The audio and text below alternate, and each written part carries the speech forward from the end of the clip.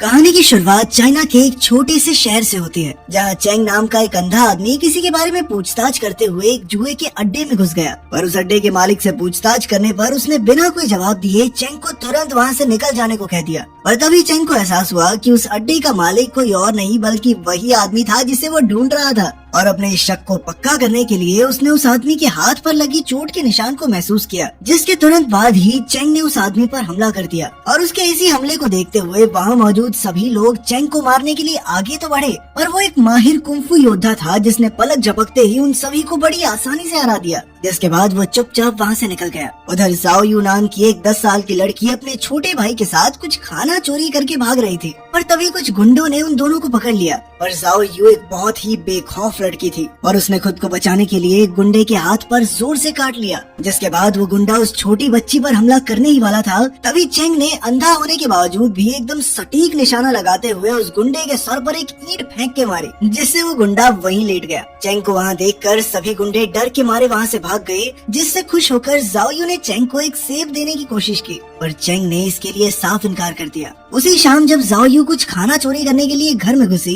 तो उस घर में मौजूद एक औरत ने उसे देख लिया, जिससे बचने की कोशिश में जाओ यू ने एक लकड़ी की मदद से उस औरत को डराने की कोशिश की। पर असल में वो औरत एक अच्छी इंसान थी, इसीलिए उसने जाओ यू को डांटने की बजाय और खाना दे दिया। पर तभी अचानक कुछ गुंडों ने उस घर पर हमला कर दिया। इन गुंडों के मालिक का नाम था जियो लैंग, जिसने कुछ ही दिन पहले अपनी बीवी का कत्ल किया था, जो कोई और नहीं बल्कि उस औरत की सगी बहन थी। और इसीलिए आज जियो लैंग सभी सबूत मिटाने के लिए उस घर में मौजूद सभी लोगों को जान से मारने वाला था। और थोड़ी ही देर में उसके आदमियों ने एक एक करके घर के सभी सदस्यों को मारना शुरू कर दिया। सबको खत्म करने के बाद जियो लैंग उस औरत की तरफ बढ़ा और उसके सामने शादी का प्रस्ताव रखा, लेकिन वो लड़की इसके लिए बिल्कुल नहीं मानी। मौका देखकर उसने जियो लैंग पर हमला करने की कोशिश भी की, लेकिन इस बात से गुस्सा होकर जियो लैंग ने उस औरत को जान से मार दिया। उधर जाओ यू कोने में छुपकर ये सब देख रही थी और मौका मिलते ही वो उस घर से भाग गई। पर तब तक नाव नाम के गुंडे की नजर उसके ऊपर पड़ गई और उसने उसका पीछा करना शुरू कर दिया। रास्ते में नाव की नजर चेंग पर पड़ी, जो उस वक्त नशे की हालत में जगह जगह उल्टियां करता फिर रहा था, लेकिन नाव ने उसे एक अंधा शराबी समझकर जाने दिया। थोड़ी देर बाद जब चेंग अपने घर पहुंचा तो उसे एहसास हुआ कि जाओ यू उसके ही घर में छुपी हुई थी और उसी वक्त उसे गुंडों के घर में घुसने की आवाज भी सुनाई थी। चेंग तुरंत ही पूरे हालात समझ चुका था, जिसके बाद उसने शाओ यू की छुपने में मदद भी की। और शाओ यू को पूरे घर में ढूंढने के बाद जब वो गुंडे चेंग के घर से बाहर निकले तो उनकी नजर एक और छोटे बच्चे पर पड़ी, जो कि कोई और नहीं बल्कि शाओ यू का छोटा भाई था। और उसने बिल्कुल शाओ यू जैसे जूते ही पहने हुए थे, जिस वजह से उन गुंडों को लगा कि यही वो बच्चा है। और तभी अचानक जियो लैंग ने उस बच्चे पर हमला कर दिया। उस बच्चे ने अपनी बहन से मदद मांगने के लिए कई बार सीटी बजाई, पर जब तक शाओ यू वहाँ पहुँची तब तक बहुत देर हो चुकी थी। अगली सुबह शाओ यू सीधा चेंग के घर पर पहुँच गई और अब वो चाहती थी कि चेंग उसके भाई की हत्या का बदला ले, पर चेंग का कहना था कि वो सिर्फ बड़े बड़े अपराधियों को ही मारता है। उसी शाम जब चेंग अपने घर पहुंचा तो उसने देखा कि शाओ यू पहले से ही उसका इंतजार कर रही थी और उसके हाथ में एक वांटेड का पोस्टर भी था, जिसे उसने खुद बनाया था। और अब वो चाहती थी कि चेंग जियो लैंग को मारने में उसकी मदद करे, पर चेंग ने इसके लिए इनकार करते हुए उसे घर से बाहर फेंक दिया। अगली सुबह चेंग अपने काम से शहर से बाहर चला गया और अब उसके निशाने पर एक मछुआरा था जो कई लोगों को मार चुका था। पर रास्ते में अचानक से उसके घोड़े ने अपना नियंत्रण खो दिया, जिसके चलते वो सीधा खाई में पलट गया। पर किस्मत से चेंग ने एक पत्थर को पकड़कर खुद को बचाया। पर तभी उसे एहसास हुआ कि किसी ने उसकी टांग पकड़ी हुई थी और ये कोई और नहीं बल्कि शाओ यू ही थी, जो पूरे रास्ते उसके साथ छुप छुप कर चल रही थी। शाओ यू पर गुस्सा आने के बावजूद भी चेंग ने उसे ऊपर खींच लिया, जिसके बाद वो जानता था कि अब उसे शाओ यू को भी अपने साथ ही ले जाना पड़ेगा। कई दिनों तक लगातार चलने के बाद वो दोनों अपनी मंजिल पर पहुंच ही गए, जिसके बाद वो मेहमान का रूप लेकर उस मछुआरे से मिलने के लिए पहुंचे। वो मछुआरा चेंग की असलियत पहले से ही जानता था, पर फिर भी उसने बिना कुछ बोले चेंग की खातिरदारी करना शुरू कर दिया। पर तभी पास में ही खेल रही शाओ यू की नजर पानी में तैर रही एक लाश पर पड़ी, जिसे देखते ही उसने चिल्लाना शुरू कर दिया। उसकी इसी हरकत के बाद चेंग और उस मछुआरे के बीच लड़ाई शुरू हो गई। उस मछुआरे के आदमियों ने भी चेंग पर हमला करने की कोशिश की, पर चेंग उन सभी के लिए अकेला ही काफी था। और इधर वो मछुआरा भी बुरी तरह से जख्मी हो चुका था। और जैसे ही चेंग उसे खत्म करने के लिए आगे बढ़ा तो उसने चेंग को अपना कैप्टन कहकर बुलाया, जिस पर उसने बताया कि वो एक लड़ाई में चेंग की ही टीम में था और अपनी पूरी जिंदगी देश के नाम करने के बावजूद भी उसे बदले में कुछ नहीं मिला, जिस वजह से उसे जुर्म का रास्ता अपनाना पड़ा। इसके बाद उस मछुआरे ने चेंग से अपनी जिंदगी की भीख मांगना शुरू कर दिया, पर चेंग ने उस पर रहम ना करते हुए उसे खत्म कर दिया। उसी शाम जब वो दोनों वापस जाने की तैयारी कर रहे थे, तभी शाओयू ने एक बार फिर से चेंग से पूछा कि क्या तुम मेरे भाई की मौत का बदला लेने में मेरी मदद करोगे, पर चेंग ने उसे मना करते हुए वहीं पर अकेला छोड़ दिया। कुछ महीनों बाद जब चेंग आराम से अपने घर में बैठा था, तभी उसे घर में किसी के होने का एहसास हुआ और जब उसने अपने बिस्तर के नीचे हाथ डाला तो वो तुरंत ही समझ गया कि ये कोई और नहीं बल्कि शाओयू ही है, लेकिन वो काफी गंभीर रूप से जख्मी थी। जिसके बाद चेंग ने उसका ख्याल रखना शुरू कर दिया और कई दिनों बाद जब शाओयू को होश आया तो उसने बताया कि उसने जाते वक्त सारा रास्ता याद कर लिया था और वो उसी रास्ते से पैदल चलकर वापस आई है, जिस वजह से उसे इतनी सारी चोटें लगी। शाओयू कहने लगी कि अगर तुम मेरी मदद नहीं करना चाहते तो कम से कम मुझे कुंफू ही सिखा दो ताकि मैं खुद अपने भाई की मौत का बदला ले सकूं। जिस पर चेंग ने थोड़ी देर सोचने के बाद उसे स्टोर रूम में रहने की इजाजत दे दी, पर अब भी उसने शाओयू को कुंफू सिखाने के लिए हाँ नहीं भरी थी। अगले कई दिनों तक शाओयू ने चेंग की आंखें बनकर उसके काम में उसकी काफी मदद की, जिस वजह से वो अपने काम को काफी तेजी से खत्म करके काफी जल्दी अच्छे पैसे कमा रहा था और उनकी इसी पार्टनरशिप के चलते वो दोनों काफी करीब आ गए थे। और अब चेंग ने शाओयू को स्टोर रूम की बजाय अपने घर में रहने की इजाजत दे दी। एक दिन चेंग की चोट पर दवाई लगाते वक्त शाओयू की नजर उसके शरीर पर लगे निशानों के ऊपर पड़ी और इसके बारे में पूछने पर चेंग ने उसे बताया कि वो एक बार अपने शहर चंगान को बचाने के लिए लड़ाई में उतरा था और ये सभी निशान उसे युद्ध में मिले हैं। साथ ही उसने बताया कि वो अब भी अपने शहर वापस जाने के लिए पैसे ही इकट्ठा कर रहा है। कुछ दिनों बाद शाओयू चेंग के कहने पर एक अपराधी के बारे में जानकारी इकट्ठा करने के लिए एक जगह पर गई, जहाँ उसकी नजर जिऊ लैंग पर पड़ी, जो उस वक्त अलग अलग लड़ाइयों पर पैसा लगा रहा था। और तभी जिऊ लैंग ने भी पास ही में खड़ी शाओयू को देख लिया, जिसके बाद उसने शाओयू को अपने पास में बैठने को कहा। उस वक्त शाओयू के दिमाग में सिर्फ अपने भाई की हत्या का वो भयानक दृश्य चल रहा था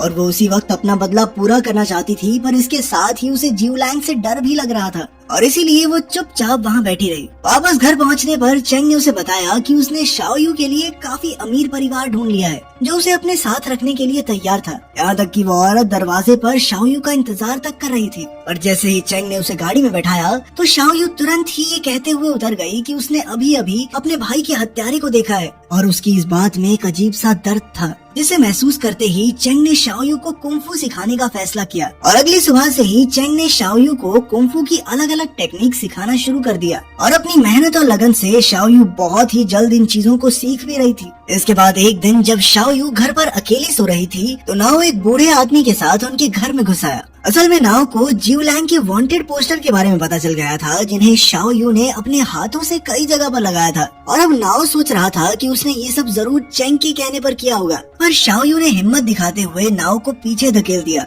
और जैसे ही नाओ उसके ऊपर हमला करने के लिए आगे बढ़ा तभी चेंग भी वहाँ पर पहुँच गया, जिसके बाद उन दोनों के बीच लड़ाई शुरू हो गई, जिसमें बड़ी ही आसानी से चेंग ने उसे मार गिराया। इसके बाद चेंग उस बूढ़े आदमी को मारने के लिए आगे बढ़ा, पर तभी शाओयू ने ये कहकर उसे रोक दिया कि इसमें इस बूढ़े आदमी की कोई गलती नहीं थी और इसीलिए उसे मारना सही नहीं होगा। पर चेंग का ये मानना था कि अगर उसे अपने भाई का बदला लेना है तो उसे थोड़ा कठोर तो बनना पड़ेगा और उसकी इस बात पर शाओयू ने ये कबूल कर लिया कि अब वो अपने भाई की मौत का बदला नहीं लेना चाहती और उसकी इस बात को सुनने के बाद चेंग ने उस बूढ़े आदमी की जान बख्श दी। अगले दिन उन दोनों ने उस शहर को छोड़कर चंगान जाकर रहने का फैसला किया। पूरे दिन चलने के बाद उन्होंने रात को एक कैंप लगाकर आराम किया, जहाँ शाओयू ने अपनी एक आंख चेंग को देने की बात कही ताकि वो भी इस दुनिया को देख सके। चेंग उसकी ये बात सुनकर काफी खुश हुआ, पर उसने ऐसा करने से इनकार कर दिया। अगली सुबह जब चेंग की आंख खुली तो उसे शाओयू कहीं भी नहीं मिली और काफी देर पूछताछ करने के बाद उसे पता चला कि शाओयू वापस उसी शहर में चली गई है। और ये बात सुनते ही चेंग काफी ज्यादा घबरा गया और उसने तुरंत ही शाओयू को ढूंढने का फैसला किया। उधर जिऊ लैंग को अपने साथी नाओ की हत्या के बारे में पता चल गया था और अब वो किसी भी हाल में इसका बदला लेना चाहता था, पर वो ये नहीं जानता था कि शाओयू पहले से ही उसके घर में घुस चुकी थी। थोड़ी देर बाद जब जुई लैंग वापस अपने कमरे में आया तो उसकी नजर शाओयू के पैरों पर पड़ी और जैसे ही वो उसके पास गया तो शाओयू ने अपनी पूरी ताकत से उस पर हमला कर दिया, पर इसका कोई फायदा नहीं हुआ क्योंकि जिऊ लैंग के बॉडीगार्ड ने तुरंत ही उसे पकड़ लिया। इसके बाद जिऊ लैंग ने जबरदस्ती उसके मुंह में कुछ नशीले पदार्थ डालने की कोशिश की, जिस वजह से उसके मुंह से खून निकलना शुरू हो गया। और जैसे ही वो शाओयू को जान से मारने वाला था तभी चेंग वहाँ पहुँच गया, जिसे देखते ही शाओयू ने उसे अपने पिता की तरह गले लगा लिया और इसी मौके का फायदा उठाकर जिऊ लैंग वहाँ से भाग गया। उधर कई सारे गुंडे बाहर चेंग का बेसब्री से इंतजार कर रहे थे और उसके बाहर आते ही सबने उसके ऊपर हमला कर दिया। चेंग अपनी पूरी ताकत से लड़ रहा था पर फिर भी गुंडे बढ़ते ही जा रहे थे और ऐसे माहौल को देखकर शाओयू बेहोश हो गई, जिसके बाद चेंग ने उसे अपनी पीठ पर बांधकर गुंडों का सामना किया। थोड़ी देर बाद चेंग ने सभी गुंडों को हरा तो दिया पर तब तक वो खुद भी बुरी तरह जख्मी हो गया था और इसके बावजूद भी वो जिऊ लैंग से लड़ने के लिए आगे बढ़ा। जिऊ लैंग खुद भी एक बहुत अच्छा फाइटर था और इसीलिए उसे हराना चेंग के लिए कोई आसान काम नहीं था और अपनी चोटों की वजह से चेंग काफी ज्यादा कमजोर हो चुका था। पर जैसे ही जिऊ लैंग उसे खत्म करने के लिए आगे बढ़ा तो शाओयू ने उसे पैर से पकड़ लिया और इसी मौके का फायदा उठाकर चेंग एक बार फिर से खड़ा हो गया और इस बार अपनी पूरी ताकत का इस्तेमाल करके उसने आखिरकार जिऊ लैंग को मार ही दिया। इधर शाओयू फिर से बेहोश हो गई थी, इसलिए चेंग उसे अपने हाथों में लेकर वहाँ से बाहर आया, जहाँ उसने शाओयू को बताया कि आखिरकार उसने शाओयू के भाई का बदला ले ही लिया और इसलिए वो वापस अपने शहर जाना चाहता है। पर थोड़ी ही देर बाद अपने जख्मों की वजह से उसने दम तोड़ दिया। अगली सुबह जब शाओयू की आंख खुली तो वो चेंग के ही घर पर थी, पर अब चेंग की जगह उसका एक दोस्त उसका ख्याल रख रहा था। इसके बाद शाओयू ने चेंग की आखिरी ख्वाहिश को पूरा करते हुए चंगान शहर में जाकर रहने का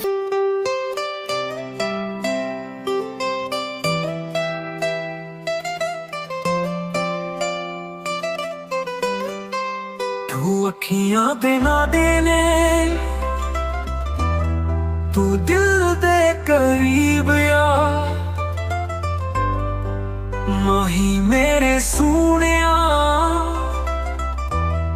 तू जान दे करीब या तेरे बिना जिंदगी जीना बड़ा सौखा एक पल तेरे बिना साली ना बनोखा तेरे बिना दिल का धड़कन भी बड़ा सौखा।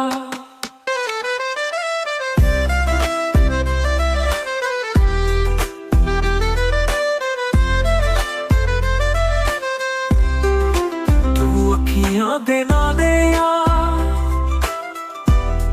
तू दिल दे करीब यार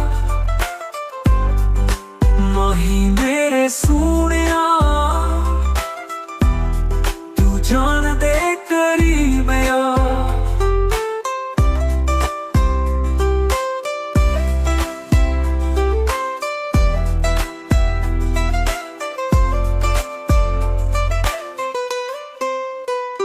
तेरे प्यार दी खुशबू मेरे दिल विच बसदी तेरे प्यार दी याद मैनू पल पल दसदी मैं तेरे नाल रहना तेरे नाल ही मैं जीना तेरे प्यार विच खुश रहना तेरे प्यार विच ही मैं पागल हो जाना।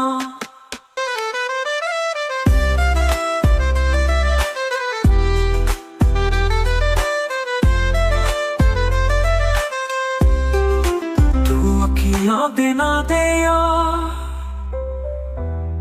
तू दिल दे करीब यार माही मेरे सूनिया तू जान दे करीब यार।